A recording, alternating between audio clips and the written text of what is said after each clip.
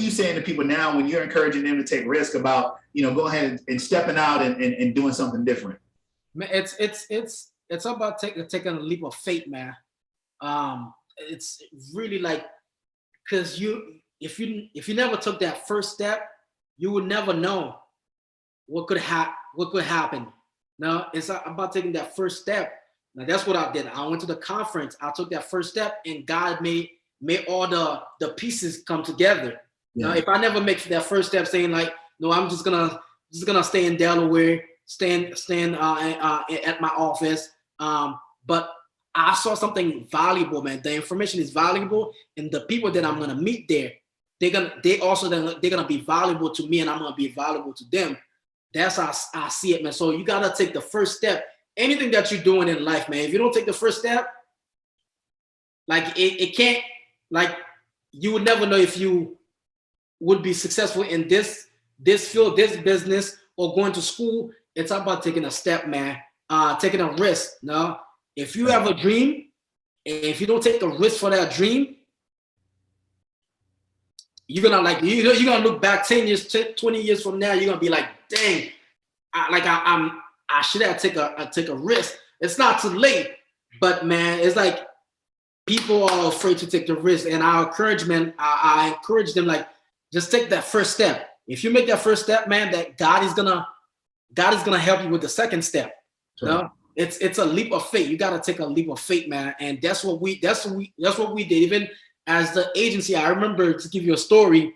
I remember I was sitting down at my desk at the insurance company that I used to work at, and my wife used to work at another insurance company. And I'm texting. I was like, we're gonna do this. So she texted me. She was like, we're really gonna do this. I'm like, yeah, we're gonna do this. We're gonna take the risk. Yes. Imagine if we didn't take the risk, man. People that we bless in our community, kids that we bless with our event, our book bag event, toy giveaway event, like the stuff that we do in the community, like financial literacy, helping people, like just let them know what's the process of buying a home, how to put the insurance. I'm looking at all these stuff, man, and I'm thinking, I was like, if we didn't take that risk, we will never know. We will never be able to bless people, man, in our community, man. Yeah, you impact the world, man.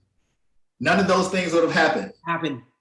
No. Isn't that something? That's amazing to think about, right? Yes. When you sit back, you be like, yo, if I didn't make the first step, because it's like a parachute. If you never open the parachute, you could fly, but if you don't open it, if you don't open the parachute, you're gonna die. You're gonna fly. Right. If you open that parachute, you're gonna hit a rock, you're gonna hit something, but eventually you're gonna land on your 2 feet.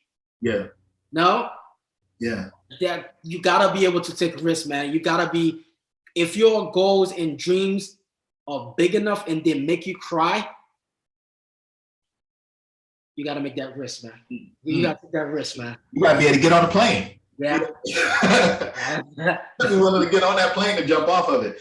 Yeah. No, man, I think that's amazing. So, what you're talking about now, with risk and your dreams, and make you cry. Tell me about the Dream Chasers movement that you started and that you have running right now. The Dream Chasers movement started about going close to 9 years now. Yeah. It began. It was actually my wife saw something, and I'm gonna go back to my wife because she saw something in me, man. I didn't see, and because with all the story, man, because like my story it's long, what I had to overcome to get to this far, right? And she was like, you could inspire people with your story, man. You could inspire people with your story. So what I started doing, man, I started writing quotes. That's one of the quotes that I wrote. I don't know if you could see it. That's one of my T-shirt. Not by choice. Dream chaser, not by choice, but only by fate. Yeah. So I started writing quotes. I started speaking against, like I'm practicing all these stuff that I want to do for the Dream Chaser movement. So what I did is that I started going out start going out to different organizations, just to speaking to in schools, to churches, just to inspire other people to go after their dreams, man. Because if you have a dream, you gotta be able to take that risk. How do you take that risk? By taking that first step. Right. So with Dream Chaser movement, man, I inspire people to go after their dream. Yeah. So by whatever dream that you have, man. Now, whatever dream that you have, it could be because some people don't think big enough. So it's like I inspire them to go after their dreams and share my story with them. Now, however, there's a lot of stuff that I overcome. Yeah. One of the things I overcome is that English is not my first language. Right. I had to learn this language, man. It took time. It took a risk for me to say, you know what? Let me adapt to this culture. Let me adapt to this, to having this language, man. So it took a risk doing that. But you did it, because I tried to learn Creole and I couldn't do it. You can, you can't, man. You just gotta be. I'm gonna keep working on it. Next time I'm gonna have something for you. You know. No, man, I think that's awesome, man. So really, you know, at this stage, you know, it's about, you know, kind of, you know, not only running your business because of one more point, man, is I keep thinking about all the nuggets that you're dropping in this conversation. You said, hey, look, you know, when you came down to VA, he's like, I could have stayed in my office. I mean, look, you and your wife, you're already running a business. It's already successful. You're already pillars in the community. People know who you guys are up there. But yet you still said, hey, I want to keep growing. I want to get more. I want to get more. I want to give more so I can get more, and vice versa. Yeah. Get more so I can give more. Yeah, right. And a part of that, when you think about the dreams, you know, sometimes you don't even know what your dreams are until you're exposed to something that you've never seen before. Right? Yes. So when you're having these conversations, you know, I mean, I know that for this platform, you know, it's about, hey, encouraging people to look at the insurance industry, right? Look at people and say, hey, come into this industry, give this an opportunity, because I feel like, hey, it may not have been the industry that you thought about as a child, right? But once you get into it, are you able to live some of your dreams? Absolutely. You know, right? Definitely, man. I'm a testimony to that, man. Yes, you can. Yes, is it easy? No, it's not. It's not easy. It's not easy, man. No. What is though? What is easy? What's the only thing that's easy is being lazy, right? Yeah. And I think that's kind of hard, because eventually you're gonna get hungry. You gotta hunt to eat something. So even being lazy isn't really easy. But the reality is, you know, it's all about finding that purpose and fulfilling that purpose, man. And that's what it sounds like. You know, when I'm hearing you speaking and you're talking about, you know, not only what you've done in the business, but what you're doing as a man in your family, what you're doing, you know, as a community leader, what you're doing as a motivational figure, you know, for those that come in contact with you, you know, you're fulfilling your purpose. You know what I mean? And that's really what it's all about, because that's what we're charged to do. So here's a question. You know, you guys have been running. Your firm, you guys have been running your agency for about 8 years now? And actually going 4. 4 years. In the business, 8 years. Yeah, individual 8 years. I've been licensed 8 years. Yeah, 8 years. Gigi been licensed almost 12, going to 13 years. Yeah. So the agency is 4. Agency 4 years. So how do you now, you know, hey, you built the business, it's running, it's operating. Like, how do you stay motivated to keep building? How do you stay motivated to keep moving up? Man, my goals and dreams, man. I have big goals, man. And the agency is one dream that I have. I have other business adventure that I wanna achieve. Yes. So those stuff motivate me. My kids motivate me. My wife motivate me. And my goals and dreams, man. Because I'm not done yet. Like there's a lot of stuff that I wanna achieve, and I can't stop. No, I can't stop yet, man. Like if God give me this breath, man, I'm gonna keep going chasing my dreams, man. Absolutely. Keep living my dreams, man. And I'm not done yet, man. We just getting started, man. We just getting started. You guys are still young too. Like you guys, young, early 30s, right? Yeah. Yeah, right. So y'all got time. How old are your children? 4 and 3. 4 and 3. Oh man, no, that's a great age too. You know, they're eating, but I'm telling you, more is coming. What's coming? You got 4 boys. Oh, yes, more is coming. You know, are y'all done? Is that it? That's it. That's it. Okay. Yeah, that's it. That's what you say. That's what you say.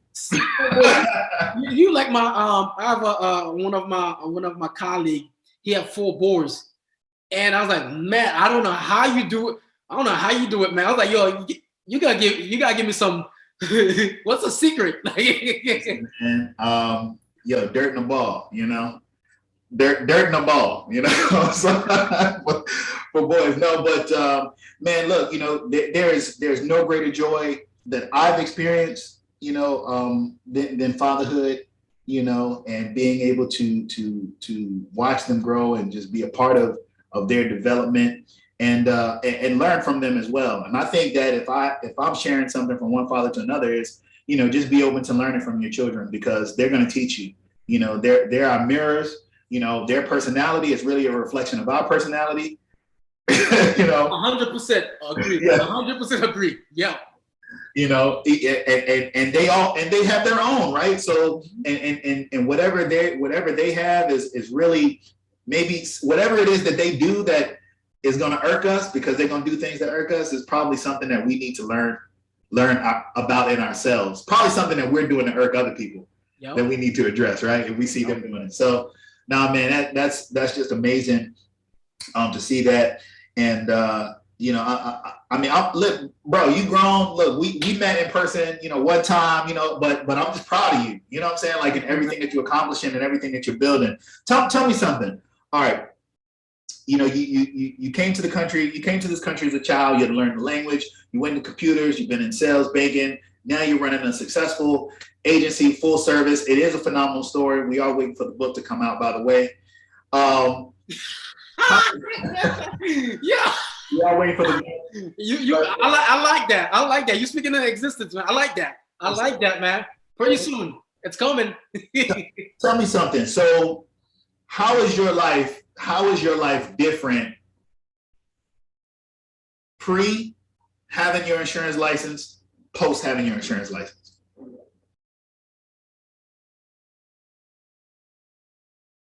The different,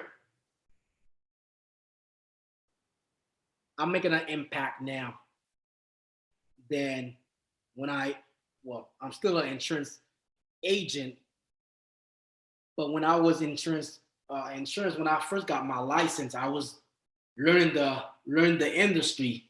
Yes. Yeah, I was helping people, but at the same time, I was not empowering them.